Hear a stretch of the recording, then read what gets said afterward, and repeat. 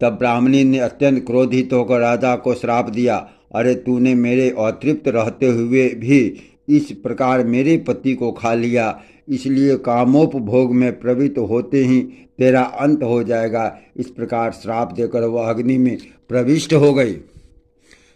तदंतर 12 वर्ष के अंत में शाप मुक्त हो जाने पर एक दिन विषय कामना में प्रवृत्त होने पर रानी मदयंती ने उसे ब्राह्मणी के श्राप का स्मरण करा दिया। तभी से राजा ने स्त्री संभोग त्याग दिया।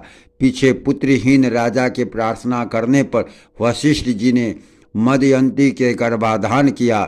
जब उस गर्भ ने 7 वर्ष व्यतीत होने पर भी जन्म न लिया तो देवी मदयंती ने उस पर पत्थर से प्रहार किया। उसी समय पुत्र उत्पन्न हुआ। उसका नाम अश्मक हुआ। अश्मक के मूलक नामक पुत्र हुआ। जब परशुराम जी द्वारा यह पृथ्वी तल क्षत्रियहीन किया जा रहा था, उस समय उस मूलक की रक्षा वस्त्रहीना स्त्रियों ने घेर कर की थी। उसे नारी कवच भी कहते हैं। मूलक के दशरथ के लिलिव इलिलविल के विश्वसह के खड्वांग नामक पुत्र हुआ, जिसने देवासुर संग्राम में देवताओं के प्रार्थना करने पर दैत्यों का वध किया था।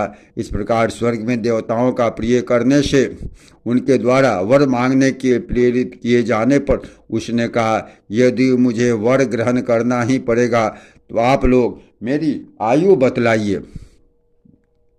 तब देवताओं के कहने पर तुम्हारी आयु केवल 1 मुहूर्त ही है और रही है वह देवताओं के दिए हुए एक अनवरुद्ध गति विमान पर बैठकर बड़ी शीघ्रता से मृत्यु लोक में आया और कहने लगा, यदि मुझे ब्राह्मणों की अपेक्षा कभी अपनी आत्मा भी प्रियतर नहीं हुआ, यदि मैंने कभी स्वधर्म का उल्लंघन नहीं किया और संपूर्ण देव मनुष्य पशु पक्षी वृक्ष आदि में श्री अच्युत के अतिरिक्त मेरी अन्य दृष्टि नहीं हुई, तो मैं निर्विघ्नता पूर्वक इन मुनि जन वंदित प्रभु को प्राप्त कहूँ।